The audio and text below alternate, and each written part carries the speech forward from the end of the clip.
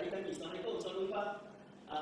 Ya, kerana kita buat siaran ini juga live dan mungkin anda akan mengikuti siaran ini selepas rakaman yang dikongsikan semula. Ini adalah telah paling baru saya berkenalan dengan kami. Telah ini adalah merupakan kegiatan KPP dan sudah pun berlangsung sejak 1 Jun tahun lepas. Lama kan. Jika anda baru berkunjung, selamat datang. Kita tambahkan dapat buat jadi orang datang jemput dan bagi kita makanan buku kita ni sangat menggiurkan. Tapi sebelum saya memperkenalkan, belum nampak kita tamu, saya tak nampak kita simpan rahsia tamu kita. Kita ramai kan PC saya boleh macam buku Animal Farm. Saya simpan kerana buku yang kita tak bawa ni ada satu buku sebelumnya Animal Farm. Sebelum kita bermula dengan tetamu, saya nak membuat seperti mana biasa. Hashtag telah ada pertandingan ulasan buku dalam talian. Mudah saja, kita bagi tunai. Tetamu saya bagi, saya tak sebut nama lagi. Kita bagi tunai 500, 300 dan 100 ringgit. Hanya perlu ulas buku. Kurang dari 3 minit. Di TikTok. Dan gunakan hashtag, pertamanya tag kami, kita ramai. Kemudian gunakan hashtag ikut kategori. Hashtag telah meneliti, hashtag telah bersyarah atau hashtag telah siswa. Dan bersempena dengan Pesta Buku Antara 10 Lumpur, kita sudah ada hashtag baru, kategori baru untuk sekolah juga. Hashtag telah cikgu, hashtag telah merendah dan hashtag telah rendah. Ada 6 kategori, ini kita semua bayar haji je. Kita haji je. Jadi ulas buku 3 minit saja, buat banyak sebab mana tahu ulas 5 menang 1, 500. Siapa nak bayar? Saya sekarang pun mau nak beli buku, tapi buku tidak ada macam ni, tak ada sebut. Okey, hari ini saya sangat terpuja kerana tetamu saya ialah apa istilahnya, ada konsep kata bukan politikus, kita tu politikawan. Saya kena semak dengan PRC yang dibikilah mana buat politikus hitam politikus merosakkan lagu, tapi politician. Yang berhormat Syarizan Johani Rahman. Assalamualaikum. Waalaikumsalam. Salam. Terima kasih. Yang berhormat tanya dengan saya tadi, dia kata berapa lama lagi YB. Kalau YB yang pecah tanah, YB lah. Kita dah beberapa orang menteri dah. Lepas ni boleh tanya lagi. Boleh, insyaAllah. Buku-buku yang ganas lah. Ya. Level YB ni lah. Dan bila yang berhormat Syarizan memilih buku ni, saya terwujud sebab saya sampai 84 saya belum sentuh. Tapi masa belajar dulu, kita Animal Farm tu, George Orwell. Of course, ya. Itulah maknanya dan kita tahu lah kandungannya. Dan ini adalah buku yang kita akan 1984 oleh George Orwell. Buku yang saya rasa sangat berpadanan dengan orang yang datang, dengan YB, dengan YB, dan ada banyak inti-inti dalam novel ini yang kalau nak seimbang ni sebenarnya kalau ahli kena buat beberapa episod. Okey tu beberapa episod. Boleh, insyaAllah boleh. Saya nak tanya bila YB mula baca ni? Adakah selepas bertanding atau masa jadi lawyer, masa belajar dulu ke bila mula baca? Saya baca ni, saya fikir dalam lebih daripada 10 tahun lepas lah. Masa tu saya dah jadi lawyer. Tapi masa tu saya aktif dalam masyarakat madani atau civil society. Saya belum masuk politik lagi. Saya masuk politik quite recent jugalah, tahun 2018. Tapi masa tu memang saya dah aktif dalam bar council. Saya pun bawa kes-kes berkenaan dengan hak asasi, dengan hak rakyat dan sebagainya. Dan ada penekanan pada kebebasan bersuara. Jadi bila saya baca buku ni, sebab saya tahu memang buku ni banyak orang ambil petikan daripada buku ni lah. Jadi saya pun rasa okeylah, mungkin nak baca. Bila baca tu saya memang teruja sangatlah bila saya baca buku ni. Sebab pada saya dianya adalah satu, walaupun ialah diterbitkan 1949 dan sebagainya, tapi banyak paralel yang kita boleh nampak dalam dunia yang sedia ada sekarang pada ketika itu bila saya baca. Dan juga saya rasa masih ada paralel dalam dunia sekarang ni lah, mungkin lebih daripada sedekat lepas saya baca ni, masih lagi ada persamaan dengan apa yang dibangkitkan. Dan tentu tak exactly the same, maksudnya ada dia punya tu is a dystopian punya sort of future kan, tapi ada dia punya parallel. Dan saya rasa pengajaran daripada buku ni kita masih boleh bawa, kita masih boleh bincang, kita masih boleh kupas dalam situasi sekarang. Ya, okey. Kita tahu George Orwell. Kalau Animal Farm, waktu sempat baca? Sudah baca, ya, sudah baca. kita tahu nama George Orwell. Ya. Dan buku ini 1989 ditulis. Tapi tajuk dia 1984. Ya. Itu yang menarik. Ramai yang mungkin mendengar kita ini belum menyentuh naskah ini. Jadi kita mula dulu dengan mengungkapkan sinopsis umumnya. 1984 ni George Orwell cerita tentang apa dalam novel ini? Okey, dia secara ringkas je, dia buku 1984 ini berkenaan dengan satu senario masa hadapan di United Kingdom. Yang mana protagonis buku ni iaitu seorang bernama Winston tu, dia tinggal di London dalam satu situasi yang mana London ini di dalam satu negara yang lebih besar dipanggil Oceania. Maksudnya UK ni sekarang bukan UK saja, tapi dalam satu gugusan yang lebih besar iaitu Oceania. Dan Oceania ni dia ada dikawal oleh satu entiti kerajaan, entiti satu parti yang dipanggil parti, The Party. Dan The Party ini mengawal setiap aspek kehidupan rakyat yang ada dalam Oceania, termasuklah Winston. Jadi Winston ni salah seorang pekerja lah. Dia bekerja dalam Ministry of Truth. Kerja dia adalah untuk menyunting benda-benda ataupun mengeluarkan benda-benda yang The Party ni rasa tak sesuai lagi. Jadi contohnya kalau macam ada dalam sejarah negara tu ada satu petikan ataupun satu senario yang The Party rasa dah tak patut ada lagi, mereka akan sunting daripada buku-buku sejarah, daripada naratif yang ada. Jadi dipanggil secara ironiknya Ministry of Truth, whereas actually is the opposite lah. Jadi Winston ni dia walaupun dia tinggal dalam situasi ni, tapi jiwa dia adalah merasa dia nak memberontak. Maknanya dia tak puas hati dengan situasi dia sekarang.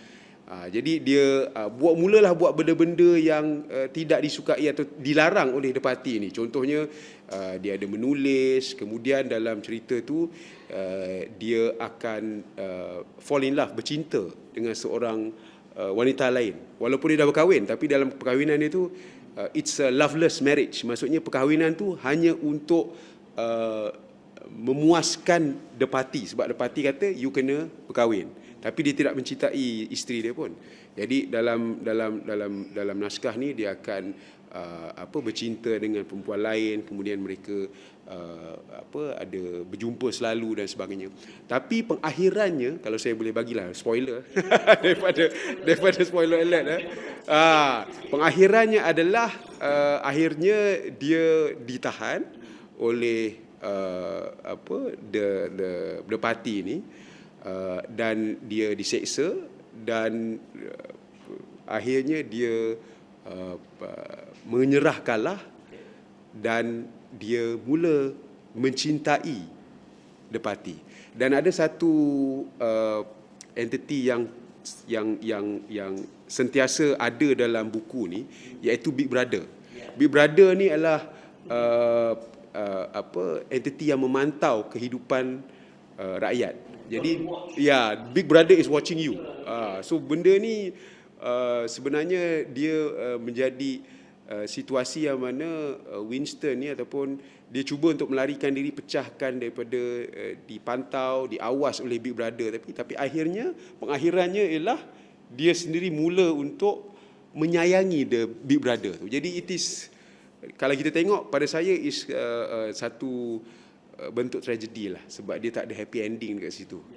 Tapi sebab tu saya tertarik dengan buku ni, sebab tema-tema dia tentang bahaya totalitarianism dan juga bagaimana kita boleh mengawal manusia dengan bahasa, bagaimana kita pemantauan itu boleh menjadi ekstrim sampai pemantauan itu bukan hanya untuk mencegah mudarat tetapi untuk mengawal perangai orang tu.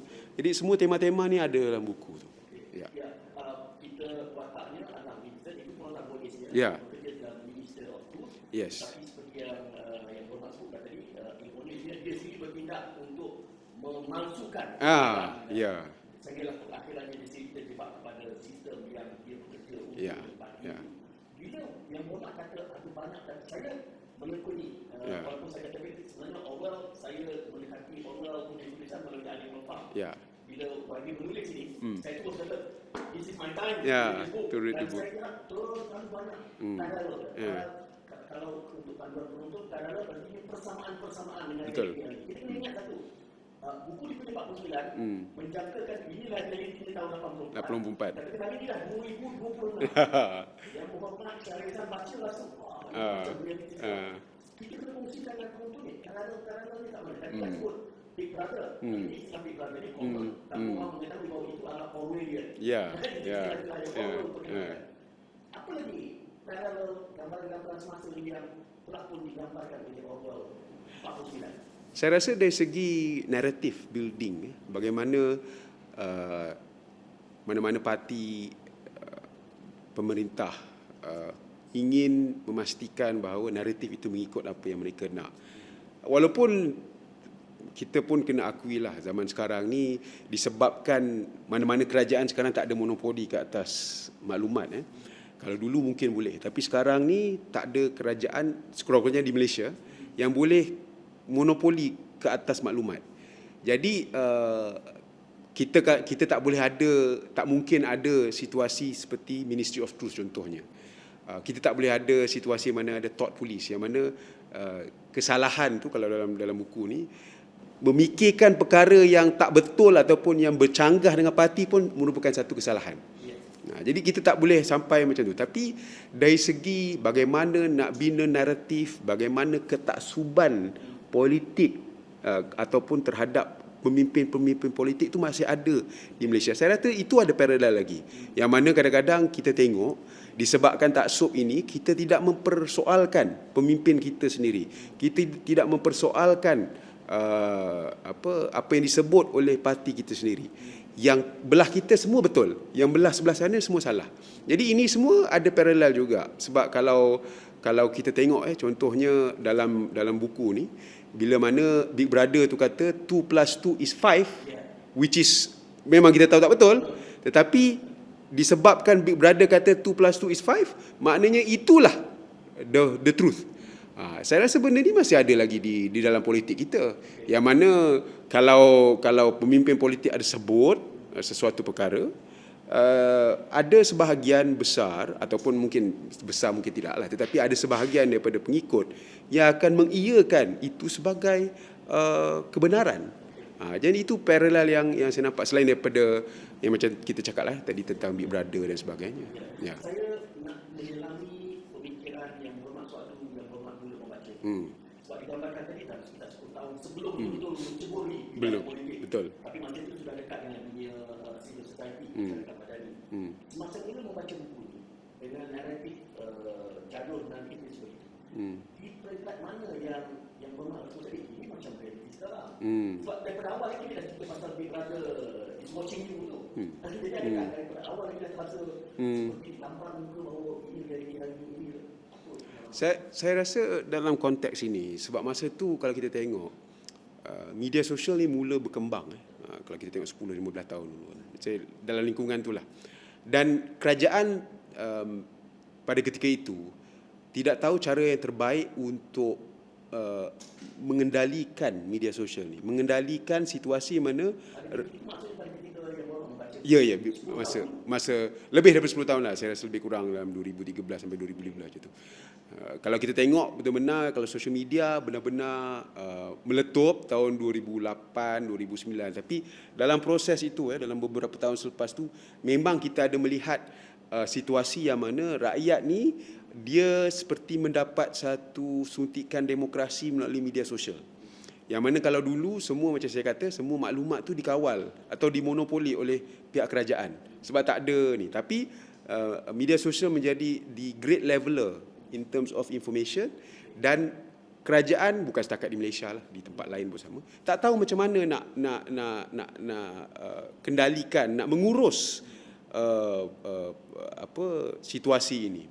Dan di situlah kita melihat bagaimana kerajaan pada ketika itu menggunakan undang-undang yang sedia ada seperti Akta Sultan dan juga Akta Komunikasi dan Multimedia untuk cuba membungkam suara rakyat pada ketika itu. Jadi bila mana saya berada dalam situasi yang mana saya terlibat dalam memperjuangkan hak-hak ini, pergi court semua untuk dapatkan perintah dan sebagainya, lawan apabila ada kena dakwa. Jadi ini sedikit sebanyak memberi satu semangat lah untuk saya untuk memastikan bahawa kita tidak sampai situasi dalam 1984 ni lah. Walaupun yalah dengan Big Brother is watching you, bagaimana mereka cuba untuk mengawal tindakan tu melalui pada ketika itu dengan menggunakan undang-undang dan sebagainya. Jadi maknanya bila ada suara menentang, ia menjadi satu kesalahan.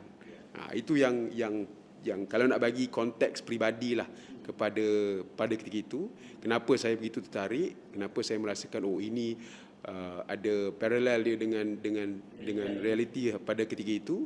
Itulah secara peribadinya kenapa saya tertarik. Saya nak kaitkan pengalaman pribadi itu dengan anda bukan semua orang sudah membaca. Ya. Saya tak tahu terjemahan Melayu dia sekarang masalah terjemahan dia tak sampai. Filmnya tu walaupun baca hasilnya terjemahan. Kalaulah pembaca ini rakyat dengan watak minister ni, apa tebakan dan tebakan yang berkembang, adakah rakyat akan membaca buku ini dan merasakan bahawa mereka mangsa keadaan Big Brother hari ini yang kemudian akhirnya dipaksa untuk subscribe kepada agenda Dagoting itu, salah pun kena diperlakukan. Rasanya saya rasa sekarang kita ada an empowered electorate. Beza. Sekarang ni kalau kerajaan buat benda salah, senang-senang je kena maki oleh rakyat. Dan tak ada, melainkan sentuh 3R dan sebagainya. Tapi kerajaan hari ini, dan saya yakin kerajaan lepas ni pun, dia tak akan ambil tindakan hanya sebab ada rakyat kritik, ada rakyat hentam dan sebagainya, selagi ia tidak melampaui batas, selagi ia tak sentuh 3R dan sebagainya. Tapi apa yang lebih penting adalah pengajaran daripada ini adalah kita nak pastikan bahawa kita tahu yang kebebasan yang kita ada ni bukanlah sesuatu yang boleh dipandang enteng. Maksudnya we cannot take it for granted. Sebab kalau kita serahkan hak kita, serahkan kebebasan kita untuk dikawal oleh kerajaan, dan tentu kerajaan kalau ada peluang dia akan ambil. Jadi ada satu part yang mana saya tak ingat the actual quote tu tentang rebellion, tapi dia ada kata tentang bagaimana apa dia punya ni. Until they become conscious, they will never rebel, and until they have rebel, they cannot become conscious. So maknanya untuk dia memberontak tu dia kena ada kesedaran. Tapi dia nak dapat kesedaran tu dia kena memberontak dahulu. So chicken and egg. Tapi sekarang ni kita dah ada situasi yang mana kita tak perlu memberontak untuk dapat kesedaran tu, kita dah sedar. So yang kena pastikanlah kesedaran itu sentiasa ada. Kita hanya sedar bahawa kita ditindas, hak kita dinafikan kalau kita tahu kita ada hak tu. Kalau kita tak tahu kita ada hak tu in the first place, kita tak akan rasa kita ditindas. Sebab tu pada saya, dan saya juga dalam sejarah saya sebagai aktivis hak asasi ni pun, memang kita cuba nak masukkan kesedaran ini. Dan sekarang pun sebagai wakil rakyat pun perkara yang sama, bercakap tentang kesedaran tentang perlembagaan contohnya. Kita dengar pasal perlembagaan ni hanya apabila ada isu-isu politik besar, tentang konflik dekat Negeri Sembilan contohnya, baru kita tengok tentang perlembagaan. Tapi sebenarnya perlembagaan itu bukan hanya isu-isu besar, bukan hanya tema-tema besar, tetapi contohnya saya bercakap dekat sini pun merupakan saya mengamalkan hak saya yang telah dimaktub dalam perlembagaan. Tapi kita tak melihat itu sebagai suatu yang istimewa sebab kita dah biasa gunakan. Cuba satu hari nanti kita dihalang untuk buat macam tu. Di situlah kita kata, hak kita ada. Tapi in the first place, untuk kita tahu kita tak boleh dihalang, kita kena tahu kita ada hak tersebut. Itu saya rasa tema-tema yang ada dekat sini, yang mana untuk sebagai rakyat, ianya adalah a cautionary tale untuk pastikan kita tak sampai dalam situasi Oceania in 1984 dalam buku ni. Itu yang menyebabkan saya rasa teruja apabila yang berhormat memilih buku ni. Yang berhormat mengulaskan tentang kesedaran. Saya menganggap yang berhormat sebagai peguam hak asasi, yang berhormat terdekat. Selama ini pun dalam drama-drama politik, drama insiden kita tengok di YouTube, yang berada di depan yang berjawab dengan polisi semua yang melaksanakan undang-undang, bagi mereka boleh berdepan. Tetapi saya membayangkan rakyat dalam kerangka yang mungkin diwakili oleh Winston, mereka bahawa merasakan mereka kecil, tidak ada kuasa suara. Mereka tidak ada keberanian kerana mereka tidak tahu. Kerana itu ada tema-tema kadang-kadang yang juga menarik di sini nak minta temporan adalah bahawa systemic dumbing down of the society, pembodohan rakyat adalah komoditi politik yang bagus untuk kekal berkuasa. Itu keras sikit bunyi, tapi itu dibawakan tema. Betul. Saya setuju. Sebab tu kalau tengok tentang bagaimana the thought crime kan, maksudnya memikirkan sesuatu yang tidak disenangi oleh the party pun, tidak disenangi oleh Big Brother pun merupakan satu kesalahan kan. Jadi inilah antara perkara yang ataupun kerangka yang diletak, sistem yang dibina untuk memastikan bahawa rakyat itu tidak akan memberontak. Dia is a systemic dumbing down lah. Maksudnya everything kita akan bagi tahu. You tak payah fikir. Ikut saja. Dan benda tu dalam situasi politik kita pun, kita ada, saya ingat lagi seorang pengkritik politik pernah ada guna frasa ini, pembonsaian minda. Pembonsaian minda, yang mana kita bila kita jadikan minda tu bonsai lah, maksudnya kita bantutlah, tak boleh berkembang. Jadi benda ni memang mana-mana parti pun, macam saya katalah, parti politik ni akhirnya memang kalau boleh nak berkuasa selama-lamanya kan. Dan bila ada satu electorate, ada satu pengundi-pengundi yang tak nak berfikir, nak biar orang lain fikir, kerajaan fikirkanlah, tak kritikal, tak menyoal. Jadi sudah tentu itu akan membantu apabila kerajaan cuma bagi saja maklumat, you terima sajalah. Tapi saya fikir benda situasi ini dah tak boleh dipakai sekarang lah. Dalam kita situasi langit terbuka, semua benda kita boleh dapat di atas jari dan sebagainya. Dan juga rakyat sekarang dah terlalu tersedar akan hak mereka. Macam saya katakan tadilah, senang-senang je kerajaan boleh kena maki. And it is normal. Benda tu diterima sekarang sebagai satu perkara yang biasa. It's a new normal. Yang mana is selagi mana ia dalam kerangka yang sedia ada, pada saya tiada masalah. Jadi kerajaan yang ada sekarang dan di masa hadapan memang tak boleh mengawal rakyat melalui kerangka ataupun melalui aparatus kerajaan sekarang, saya rasa. Tapi kita pun, saya juga nak bawa ni perbincangan ni di satu sisi lain, iaitu kalau mungkin kita boleh kata kerajaan tak boleh mengawal, tetapi kita kena ingat Big Brother sekarang adakah kerajaan ataupun Big Tech, media sosial, AI. Sekarang ni kita semua benda kita tanya dengan ChatGPT. Bila kita tanya ChatGPT, kita sebenarnya menyumbangkan kepada data maklumat yang mereka ada. Silap-silap banting itu dilakukan oleh kerajaan. Betul. Yang ada. Jadi benda ni kita kena aspek Big Brother sebagai Big Tech as Big Brother. Yang mana kadang-kadang pun kita peranjat, kita bercakap ni, tiba-tiba pula ada kita bercakap tentang satu perkara, tantang tiba-tiba kita tengok media sosial, keluar pula dekat feed kita. Sebab dia listening to us. Jadi ini aspek barulah. Saya nak menguji premis yang mengatakan bahawa beberapa konteks yang dibina oleh Orwell di dalam 1984 ini mungkin tidak terpakai sekarang. Dengan persoalan naratif. Sebab antara apa istilah paralel untuk kita? Antara konteks yang sama. Situasi sama. Mungkin baru ikut. Orwell menulis buku ini 1984, sebuah novel distopia tahun 49. Betul.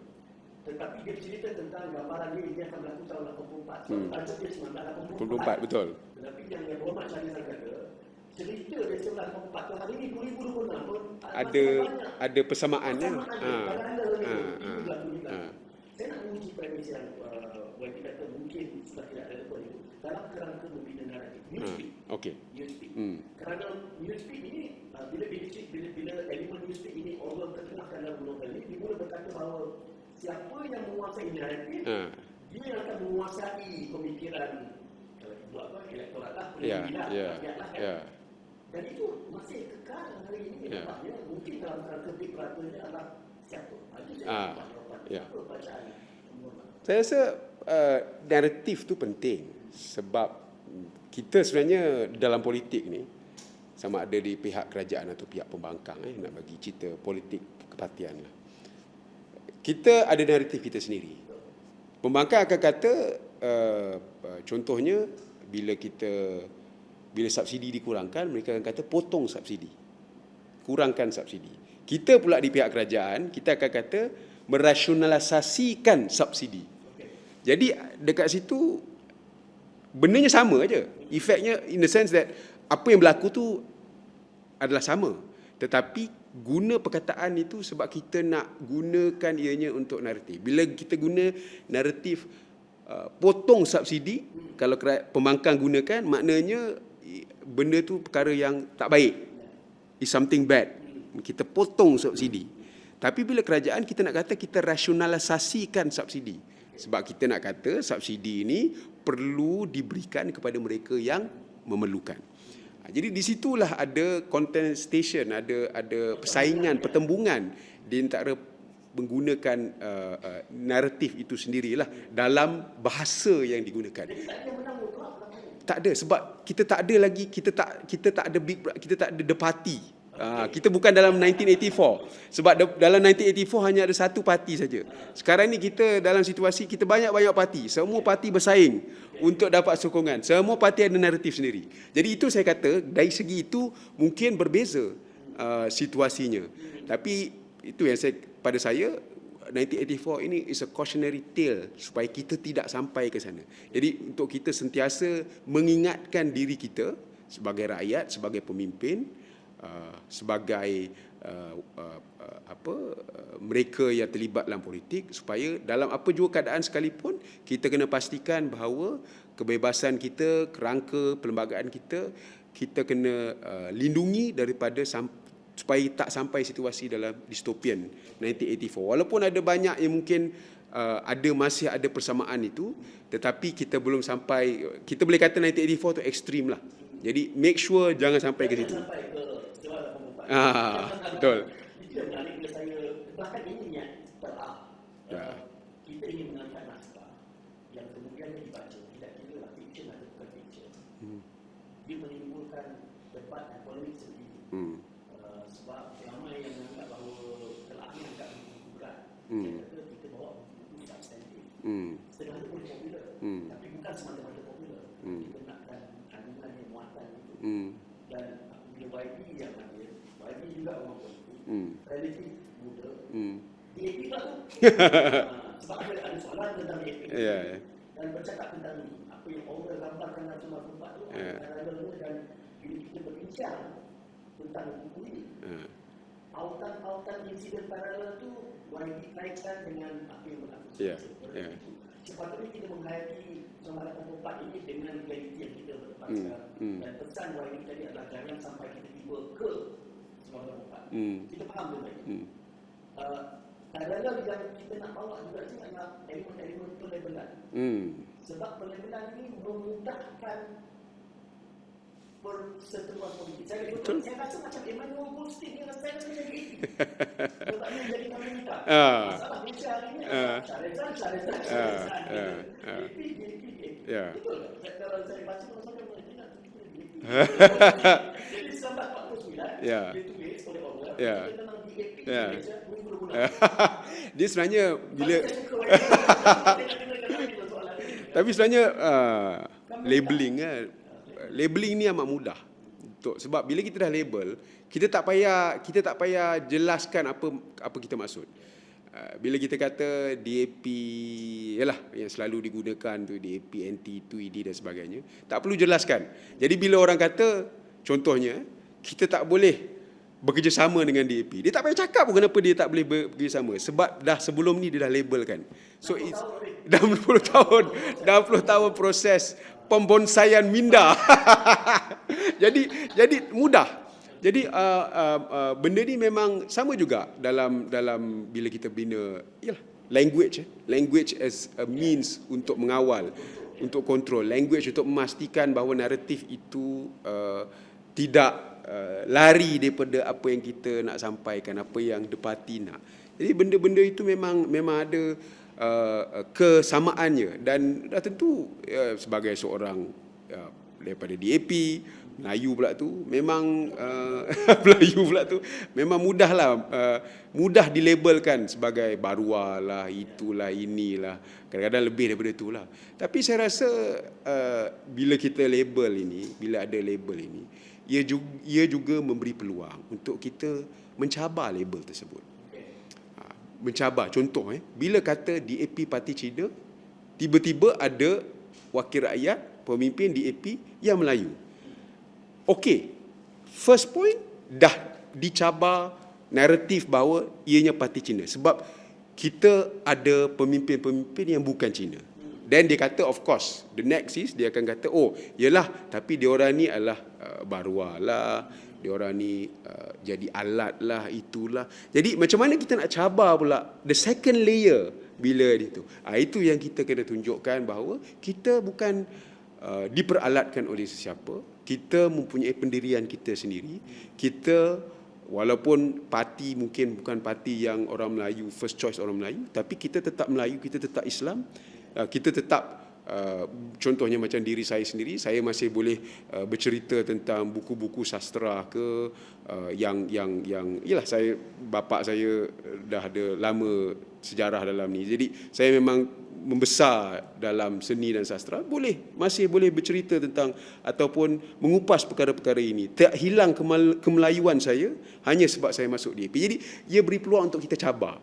Dan kita boleh cabar itu sebab dalam situasi sekarang yang mana bukan hanya satu naratif saja yang mendominasi semuanya. Sebab kita masih ada kebebasan untuk mencabar itu. Bukan ada satu versi sahaja yang merupakan versi yang patut diterima oleh semua pihak. We do not have a Ministry of Truth. Sebab itulah. Usikan saya kepada Wadi dia saja 2026. Jawapan tentang pembonsaian. Itu kata majoritikan Muslim dalam DAP saja, maka putuslah. Dilabelkan. Dia baca dengan tekun dia. Saya rasa dia baca dengan teropong ni. Tentang mana tadi perkataan tadi. Dia kata di sini saya pilih antaranya banyak yang berasal dari tersebut. Silapnya Winston adalah kerana dia tidak mengerti bahawa pembodohan mematikan perlawanan. Yes. Nak ulas di sini. Ya, pembodohan mematikan perlawanan. Yalah, sebab dia rasa Winston ni, dia yang menariknya, dia bukanlah kata dia ada saya rasa mungkin ada, tapi mungkin tidak sampai ke ya. Sebab Winston ni dia adalah juga terdedah dengan gerakan untuk memberontak dan sebagainya. Tapi dia tak pernah sendirinya nak memberontak, nak masuk, nak lawan. Dia punya pemberontakan adalah lebih kepada saya nak hidup, saya nak tentukan kehidupan saya sendiri. Maknanya dia rasa pemberontakan dia adalah dengan pergi bilik tu bercinta, kemudian dia ada pemikiran yang tak selari dengan parti dan sebagainya. Tapi ialah dia tak rasa bahawa apa yang dia buat itu boleh sampai satu tahap yang mana the party, sampai tahap tu pun the party cuba untuk kekang. Yang mana akhirnya dia ditahan dan kita tahulah apa yang berlaku. Macam saya kata, tak nak bagi spoiler. Jadi betul lah, saya rasa bila tadi siapa, Razak nama dia? Razak Rezwan kata, saya rasa itu amat tepat sekali lah, bahawa dia tidak ada kesedaran tersebut. sekejap jadi kawan, sekejap jadi lawan. Tergantung kepada dalil yang Ya, betul. Terima kasihlah. Betul. Ya, betul. Bila perlu sokongan kami, ya kawan lah. Bila tak perlu sokongan, itu yang kami ni tu. Selesa sangat dengan dia label kami.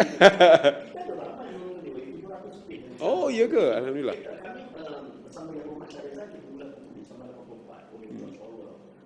Saya dimula tadi saya mulakan bahawa saya menjamak hasil Orwell ni dengan asal di awal iaitu Animal Farm. Animal Farm tu pun kita dah watak-wataknya tampak yang babi.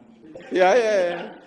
Topikal lah pula. Boleh bayangkan siapa Ya. dan ini ada seperangkat lagi apabila dia sudah menjadikan Animal Farm itu kepada sebuah cerita politik, political fiction selama 84. Jadi kalau anda ingin berinteraksi boleh juga bertanya ini. Terima kasih kepada Razak Rizwan ini bukan main banyak sekali komen. Jadi anda boleh juga saya suka kerana bagi dilekkan dengan pada hari ini. Saya gambarkan itu cuma satu yang baru saya menuju. Buku ini saya membayangkan kalau ramai yang sebab ada 700 sudah seminggu untuk Oh, iya ke? Alhamdulillah. Kalau anda mula menjamah buku ini, tidak semua orang, saya sebutkan tadi seperti YB. Saya anggap YB ini nanti mata keluarga juga. Bukan semua orang ada pendedahan seperti itu. Tengok universiti dan juga semua hal lah. Kemudian, kebanyakan kali ini, saya membayangkan kalau watak Winston itu adalah pembaca. Dia jadi pasrah. Dia tidak membawa kepada apa yang YB nak. Betul. Janganlah. Sebab YB lawyer. Kan tahu bagaimana nak mengembangkan realiti, bagaimana nak menggunakan sistem. Tetapi kenyataannya, Winston kalau membaca anak Winston, letakkan Winston, dia fatalistik. Yalah, dia kata nak buat apa berontak. At the end of the day, tak dapat apa. Tak ada guna. Kecek kat sini je lah, tak ada kantor. Itulah yang selalu kami dengar. Jadi pengalaman wajib membaca ni kalau boleh wajib selam sikit. Saya rasa tujuan Orwell tulis ni bukan untuk satu situasi mana semua orang jadi saya rasa lebih kepada macam saya katalah cautionary tale, dan bukan juga untuk mengatakan bahawa semua kena jangan memberontak lah, nanti jadi macam Winston yang akhirnya dia punya pemberontakan tu pun tak menjadilah, akhirnya dia pun terima, he learn to love Big Brother kan. Saya tak rasa Orwell itu yang dia nak sampaikan, tapi saya boleh nampak sisi itu yang mana saya jujur cakap sebelum disebut tadi memang saya tak terfikir pun tentang sisi itu. Tapi ada kemungkinan yang mana kata kalau fatalistik tu bahawa pasrah, at the end of the day apa-apa pemberontakan pun you can never beat the system. Saya tak terfikir bahawa itu boleh menjadi satu aspek, elemen atau pengajaran daripada seorang pembaca dalam ni. Tapi menariklah sebab ada kemungkinan tersebut. Sebab kita kena kupas baru kita tahu, kita boleh selam apa yang tema-tema ni. But kalau kita baca hanya sebagai face value, saya rasa ada kemungkinan tersebut bahawa akhirnya orang semua yang baca tu fikir Winston ni pun cari pasal, kenapa nak pergi memberontak, kenapa nak buat semua benda ni, ikut je lah.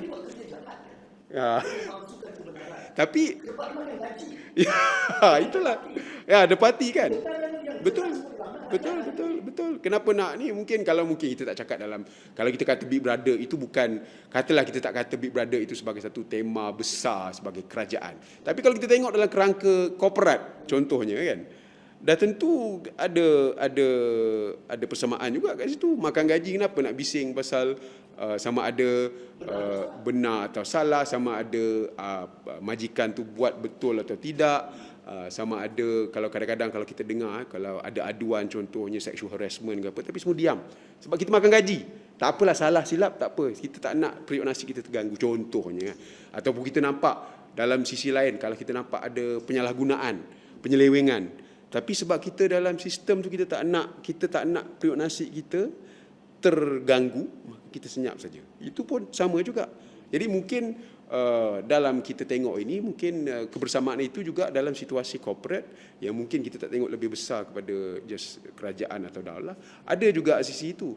Tapi dah tentu kalau kita tidak selam tema-tema ni, memang mudah untuk kita buat kesimpulan bahawa there is no point in rebelling. Akhirnya just accept the system. Tapi itulah saya fikir perkara tersebut saya tak pernah nampak sisi itu, tapi ada kemungkinan. Jadi sebab itu mungkin kita perlu ada lebih banyak perbincangan seperti inilah untuk kita lihat buku ni yang mana kita nampak supposed to be a cautionary tale boleh juga menjadi satu buku yang melemahkan semangat orang lain, kata tak payahlah memberontak, it's okay, just accept the system, sebab the system will always win in the end. Berkali-kali yang pernah bentuk cautionary tale, mungkin kerana nature dia ni telah dia macam ada sikap nak mengajar sikit.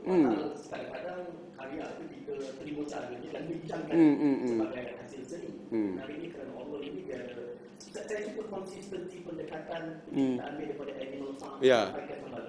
Sebenarnya premis kritik itu sama. Dalam cerita dia bila sebagai negara berlari kandang binatang. Kandang haiwan. Sebab saya ada, bila kita cakap soal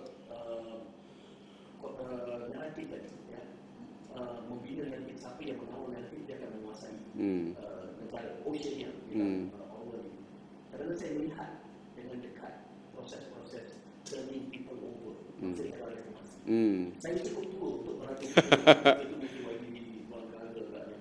Saya tingkatan 3. Generasi reformasi ialah orang-orang yang macam saya, first time kami mengundi.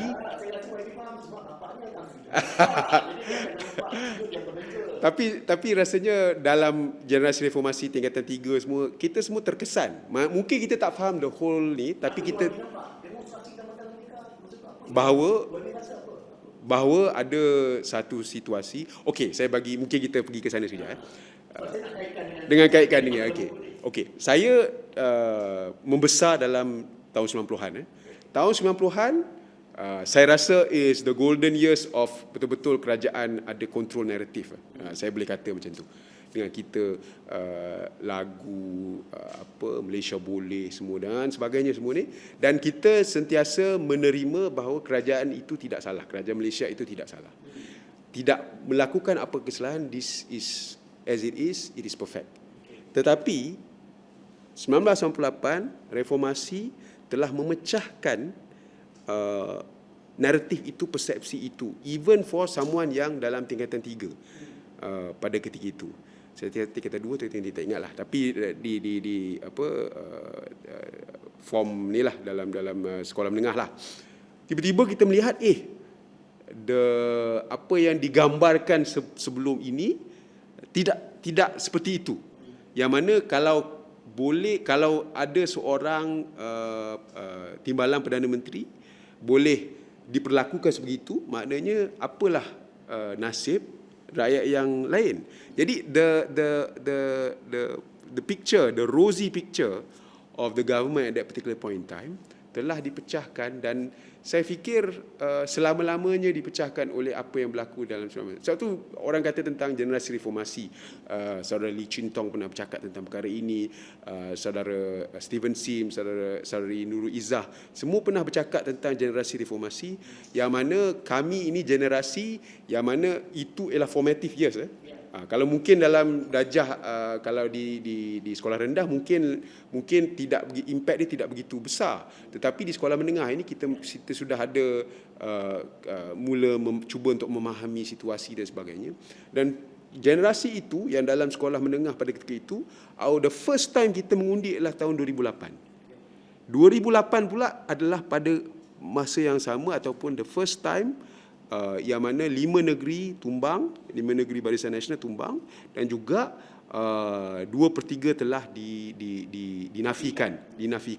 Jadi impact itu kita boleh nampak the direct correlation of apa yang berlaku tahun 1998 yang akhirnya mula kita melihat berakhirnya dominasi politik pemerintah pada ketika itu, iaitu Barisan Nasional, pecah pada tahun 2008. Jadi saya rasa ada kesinambungan dekat situ lah. Jadi generasi reformasi tu walaupun mungkin kita tak faham semua benda yang berlaku, tetapi impaknya saya rasa ada impak yang cukup besar pada mereka yang pada ketika itu masih belum boleh mengundi, masih belum masuk dikira dewasa, tetapi dibentuk sekurang-kurangnya world view mereka dibentuk oleh apa berlaku pada tahun 2008.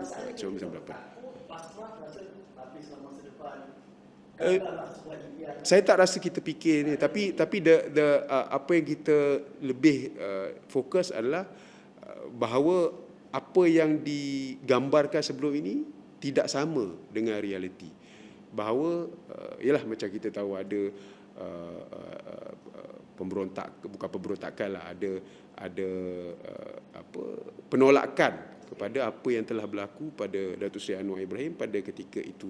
Dan saya rasa bukannya sangat tentang sosok Anwar Ibrahim itu pun, tetapi macam saya katakanlah, kalau seorang timbalan Perdana Menteri pada ketika itu boleh diperlakukan sebegitu, ialah kita tolak tepi sama ada ini, tapi dengan mata lebamnya dan sebagainya. Apakah nasib rakyat biasa?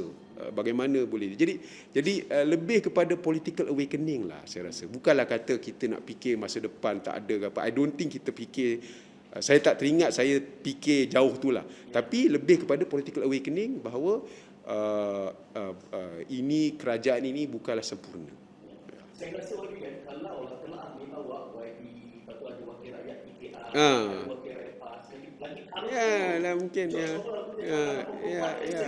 ambil daripada generasi reformasi lah, those kind of yang mereka dalam lingkungan 40-an ni lah yang saya dulu tadi dengan kerana saya lihat seni proses teman-teman yang ditahan, turning over di Bukit Aman, dan sebahagian mereka keluar, mereka menjadi Winston. Ada juga yang tidak. Jadi itu satu bila saya mengarah sampai ke ujung tu kata, saya boleh bayangkan pada itu yang dikejar. Itu saya dapat melihat dengan dekat. Jadi kalaulah misalnya ada buku yang nak digandingkan, sebab ini Orwell, satu buku, mungkin bagi boleh tolong kami sebab buku itu zaman reformasi telah dihalang pengedarannya. Iaitu Shit, Cikgu Syahdu. Okey. Magnum Corpus, tapi itulah selagi KBN tak angkat tu, bagi tolong sikit. Okey. Kita masih lagi diharamkan Saya tak tahu sampai angkat tu belum, tapi saya tak ada akses pada menteri-menteri. Tapi saya macam pernah nampak naskah tu macam pernah nampak dijual, tapi tak tahulah sama ada tu. Kalau sama reformasi dijual. Dijual. Kita tak nak ambil royalty. Buku itu saya tak tahu satu yang mampu habis membaca. Iyalah. Ya. Saya itu satu gambaran kalau kita ada Orwell. Shit adalah betul. Animal Farm. Era reformasi. Ini saya sebutkan di tengah ini. Betul. Dan saya sangat berhati-hati kerana ini masih milik KPP. Tapi betul ya. Tapi saya menganggap buku-buku yang fiction distopia ini dia ada muatan yang besar untuk menjentik rasa fikir. Kadang-kadang kita hanya terpana dengan seperti sebut tadi, saya nak filem Hindustan. Kalau hero-nya di ujung mati, apa yang terbakar. Betul. Kita sangka dia kita tidak sedar begitu. Jadi hari ini tuan-tuan, kita ada berapa ramai? Ada ramai sekali yang menonton pada waktu ini secara mengatakan, terima kasih. Kalau panjang sangat, kalau kita nak tarik, kita kata kita berhenti sebelum kenyang. Okey. Dan kita masih tidak memberikan penutup. Betul lah. Masih belum spoil lagi fully. Boleh ceritakan kepada penonton untuk episod pada hari ini, kenapa mereka perlu menjamah merata 84 tahun. Okey, pertamanya jalan cerita dia memang berbeza dengan apa yang disajikan di luar sana lah. Jadi jalan cerita dia memang tak konvensional, itu satu. Kedua, ianya bukan satu buku yang susah untuk baca. Contohnya kalau nak ambil contoh kalau Lord of the Rings contohnya, saya baca juga. Tapi kadang-kadang satu buku surat tu kena baca 3-4 kali lah. Jadi 1984 ni dia mudah untuk baca. Dan dia ada banyak lapisan lah. Jadi kalau macam kita ambil at face value, mungkin kita rasa seperti Winston tu lah. Winston tu jangan memberontak lah. Kenapa nak memberontak? Tapi kalau kita ambil dalam sikit, mungkin kita ialah macam saya sendiri katakan cautionary tale. Tapi pada masa yang sama juga saya terfikir duduk kat sini, mungkin juga ada satu lapis bahawa pemberontakan itu kita memang tak akan tahu apa pengakhirannya, kan? Tetapi apa pun pengakhirannya, it is still worth it. Sebab bila Winston melalui zaman ataupun masa dia pergi bilik tu dan sebagainya tu, all of that digambarkan sebagai satu benda yang cukup membahagiakan dia. Dan mungkin itu juga satu aspek yang mana walaupun tak berjaya akhirnya atau pengakhirannya mungkin the system still wins, tetapi it is not the destination tapi the journey. Mungkin itu satu lagi aspek. Jadi kita banyak layer boleh kita ni. Jadi saya pun rasa kita patut ada lebih banyak perbincangan tentang 1984 ni. Dan saya harap bahawa para penonton kalau yang belum baca tu boleh bacalah. Boleh mula baca, dan saya pun pada masa yang sama kita nak kembalikan semula budaya membaca itulah. Saya rasa sekarang ni kita tak ada masa lah untuk baca long form. Kita lebih suka baca pendek-pendek je. Kalau kat TikTok tu, kalau lebih daripada 30 saat memang kita tak nak tengok. Kita dah scroll. Ataupun kalau dekat tempat lain, kalau ada artikel lebih daripada 1 minit untuk baca ataupun lebih daripada ni, kita tak nak baca dah.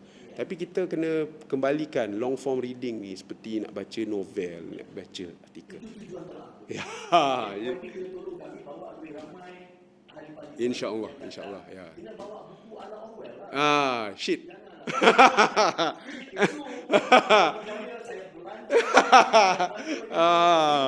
Okey. Kita nakkan pemimpin yang ada muatan. Kantung kosong kita tu punya kuat, tapi kita bermujadalah, kita berbicara tentang apa. Kalau di ujungnya telah kali kita nak bagi mood, kita beri ustaz. Itu punya adalah perjuangan. Perjuangan itu berarti kita perlu pacu kerana kita lah berjuang. Mungkin nak bagi ada nada positif. Terima kasih banyak-banyak. Terima kasih. Ada. Ya, insya-Allah. Itu lagi susah sikit.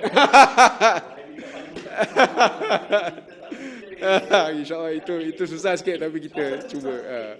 Sama ada pembuat, jadi sebagai bacaan juga boleh tampil, boleh mencatatkan buku-buku di tengah domain. Kami sudah menyenaraikan dekat website kami sudah letak lebih kurang 70 lebih dulu. Tapi kamu nak cari orang yang nak baca. Yang kedua, orang yang baca dan sudi. Bukan semua hero, tekong boleh duduk sini. Jadi selain daripada itu, anda juga jangan lupa, di awal tadi saya sudah sampaikan tentang satu pertandingan hashtag telah. Hashtag telah ni mudah saja ulas buku dalam talian TikTok kurang dari 3 minit, yang lebih. Dan anda boleh menang 500, 300 hingga 100 ringgit. Kita sudah ada kategori baru menjelang PBKL ujung bulan 5 kan. Jadi kategori yang awal kami buat adalah community. Jadi anda kena letak hashtag telah community, hashtag telah siswa atau hashtag telah pencara. Itu kategori KPT. Kemudian ada 3 kategori baru yang kami munculkan bersama dengan buku ini, iaitu hashtag telah cikgu, hashtag telah mendengar, dan hashtag telah rendah. Tag kami di telah.my. Jadi di ujung pesta buku nanti kita akan umumkan siapakah pemenang telah bagi bulan setiap bulan ni. Okey. Setiap bulan 500. Tak tinggi, ialah dapat pegawai haji. Tapi masih boleh buat prepare kalau tidak benar. Okey, terima kasih Wajib. Terima kasih banyak-banyak. Terima kasih juga kerana memikul tanggungjawab yang kami serahkan kepada YB. Surat pelat tauliah.